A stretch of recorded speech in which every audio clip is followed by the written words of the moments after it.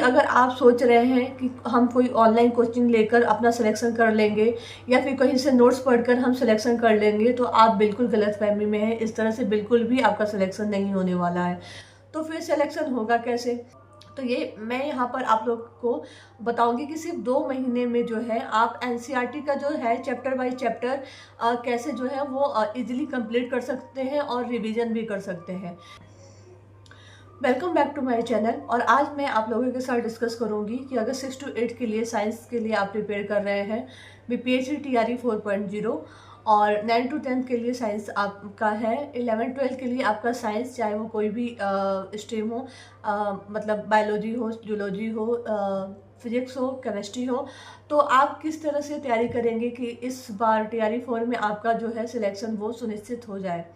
तो उसके लिए सबसे ज़रूरी है कि आप जो है अपना सिलेबस कवर कर लें, क्योंकि अगर आप सोच रहे हैं कि हम कोई ऑनलाइन कोचिंग लेकर अपना सिलेक्शन कर लेंगे या फिर कहीं से नोट्स पढ़कर हम सिलेक्शन कर लेंगे, तो आप बिल्कुल गलतफहमी में हैं। इस तरह से बिल्कुल भी आपका सिलेक्शन नहीं होने वाला है। तो फिर सिलेक्शन होगा कैसे? तो सिलेक्शन तभी होगा जब आप खुद से जो है पूरा सिलेबस कवर करेंगे। सिलेबस का मतलब 6 से लेकर 12 तक की जो एनसीईआरटी है साइंस की, वो आपकी चैप्टर बाय चैप्टर जो है कंप्लीट हो जानी चाहिए। तो ये मैं यहाँ पर आप लोग को बताऊंगी कि सिर्फ 2 महीने में जो है आप एनसीईआरटी का जो है चैप्टर बाय चैप्टर कैसे जो है वो इजीली कंप्लीट कर सकते हैं और रिवीजन भी कर सकते हैं। तो फिर सबसे पहले आप एनसीईआरटी लीजिए 6 to 8 तक की एनसीईआरटी। मुझे जहाँ तक लगता है कि अगर आप तैयारी कर रहे हैं, एस्टेट दिए हैं और फिर यहाँ पे तैयारी कर रहे हैं या फिर एस्टेट देने वाले हैं, तो 6 to 8 तक की जो एनसीईआरटी है वो बहुत काफ़ी इजी है। सिर्फ एक बार आप उसको जो है रीडिंग कर जाइए जितनी जल्दी हो सके, और उसमें से जो इम्पोर्टेंट होंगे उसको बस ऐसे बुक में ही आप नोट डाउन ऐसे ऐसे करते जाइए कि जो आपको नहीं आता है उसको आप बस वहीं पर एक सर्कल लगा लीजिएगा या फिर कहीं पे आप नोट डाउन कर लीजिएगा 6 to 8 के लिए। उसके बाद आप जो मेन फोकस करेंगे वो 9 से लेकर 12 तक की एनसीईआरटी पे करेंगे। मतलब उसके चैप्टर्स जब आप पढ़ने लगेंगे तो फिर अगर आपने पहले नहीं पढ़ा है तो आपको उसके लिए जो है साइड से हेल्प लेने की ज़रूरत है। तो एनसीईआरटी के चैप्टर्स लिए आप इसके लिए एनसीईआरटी को कंप्लीट करने के लिए आप ऑनलाइन यूट्यूब की सहायता ले सकते हैं। उसमें मैं जब मैं पढ़ती थी तो उसमें एक तरुण सर थे, पीडब्ल्यू में पढ़ाते थे। तरुण सर, आप सर्च कीजिएगा यूट्यूब में जाके, तरुण सर पीडब्ल्यू बायोलॉजी। उसमें आप तरुण सर की सारी जो सॉरी सारी जो है वो क्लासेस आ जाएंगी। तो हम जल्दी कैसे अपने सिलेबस को ख़त्म करेंगे, उसके लिए मैं बता रही हूँ कि आप तरुण सर की जो सारी क्लासेस हैं उसको आ जाएंगी।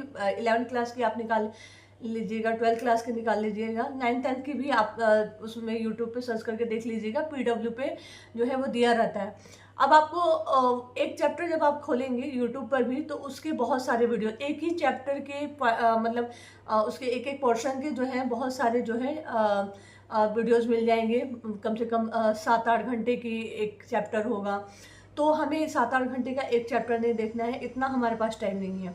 तो हम क्या करेंगे, हम वहाँ पे जाएंगे और हर चैप्टर का marathon chapter 11th class 11 marathon chapter 1 by Tarun sir, ऐसे करके आप सर्च कर सकते हैं। या एनसीईआरटी दूसरा मैं वीडियो देखती थी, काफ़ी इजी वीडियो होता था, इजी लैंग्वेज में होता था। शिव पाहुजा मैम थी, अभी भी हैं शिव पाहुजा मैम, बहुत स्मार्ट वे में एनसीईआरटी कवर कराती हैं और उनके पढ़ाने का तरीका भी मुझे काफ़ी अच्छा लगा, स्मार्ट लगा, और काफ़ी जल्दी जो है वो दिमाग में वो चीज़ें जो पढ़ाती थी वो बैठ जाती थी। तो मैं आप लोगों को सजेस्ट करूँगी तरुण सर की वीडियो देखिए, शिव पाहुजा मैम की वीडियो देखिए। चैप्टर वाइज ऐसे मत देखिए, उस पर चैप्टर किसी भी चैप्टर का आप मैराथन देखिए। मैराथन जो है 2 से 3 घंटे के अंदर वो चैप्टर है। तो मान लीजिए 1 महीने का भी है, मान लीजिए अक्टूबर, नवंबर और दिसंबर। तो 1 महीने में आप टारगेट लेके चलिए कि कम से कम 15 से 18 चैप्टर 11th में होंगे, 15 से 18 चैप्टर जो है वो 12th में होंगे। तो ये 30 दिन का जो है वो हर एक दिन में आपका एक मैराथन जो है चैप्टर का ख़त्म हो जाना चाहिए। उससे वो मैराथन देखिए, ठीक है। उससे आप वीडियो देखेंगे तो आपको चैप्टर जो है इजीली सारा जो है उसकी समरी, उसकी जो इम्पोर्टेंट चीज़ें हैं वो आपके दिमाग में बैठ जाएंगी।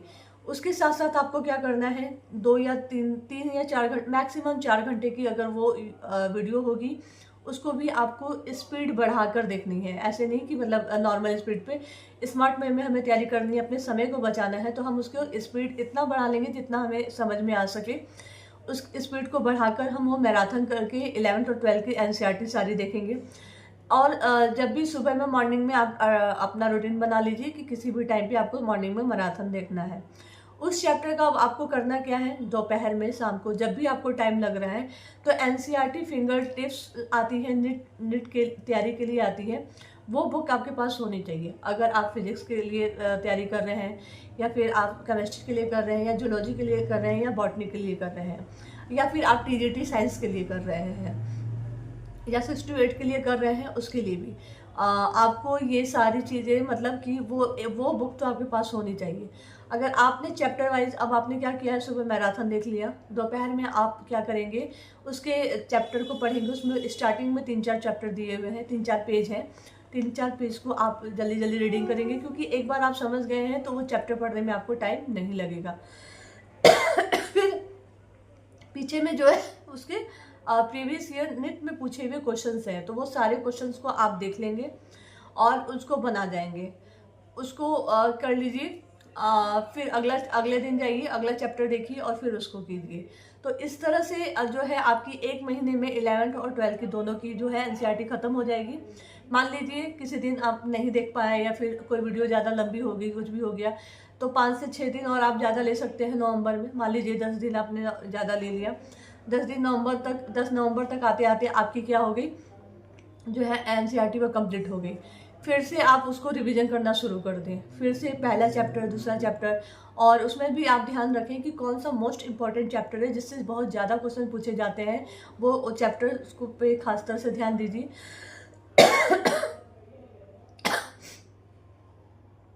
तो इस तरह से नवंबर दिसंबर तक आते आते जो है आपकी एनसीईआरटी की जो है वो स्मार्ट वे में 2 बार तो आप एनसीईआरटी पढ़ जाएंगे। फिंगर टिप्स बनाए जाइए, ठीक है। उसके बाद जो है मान लीजिए आपको क्वेश्चन प्रैक्टिस करना है, तो हम क्वेश्चन प्रैक्टिस कहाँ से करें। तो मैं बिल्कुल भी बिलीव नहीं करती कि मार्केट में जो बुक आती है प्रैक्टिस सेट, उसको लाइए और उसको बनाइए। मैंने कभी नहीं बनाया प्रैक्टिस सेट जो मार्केट में आती है।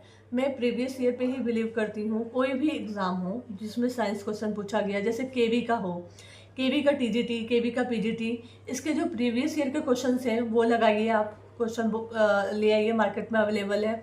डीएसएस भी जो है साइंस है, उसकी एलटी ग्रेड के लिए अभी बहुत सारी मार्केट में बुक्स आई हुई हैं प्रीवियस ईयर की, उसकी क्वेश्चंस ले आइए, वो बनाइए।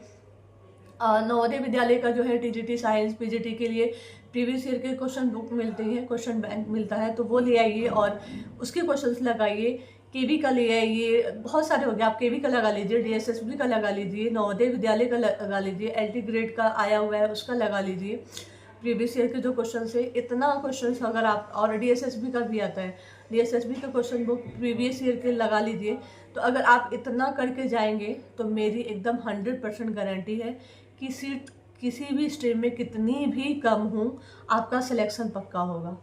एकदम मतलब लिख लीजिए कि इतना आपने कर लिया इन 2 महीनों के अंदर, तो फिर आपका सिलेक्शन जो है वो, आपको सब्जेक्ट में आपके नंबर कहीं नहीं जाने वाले, कभी कम नहीं आएंगे। इतना स्कोर हो जाएगा, इतना हाई स्कोर हो जाएगा कि आपका सिलेक्शन, चाहे कितनी भी कम सीट हो, आपका सिलेक्शन हो जाएगा।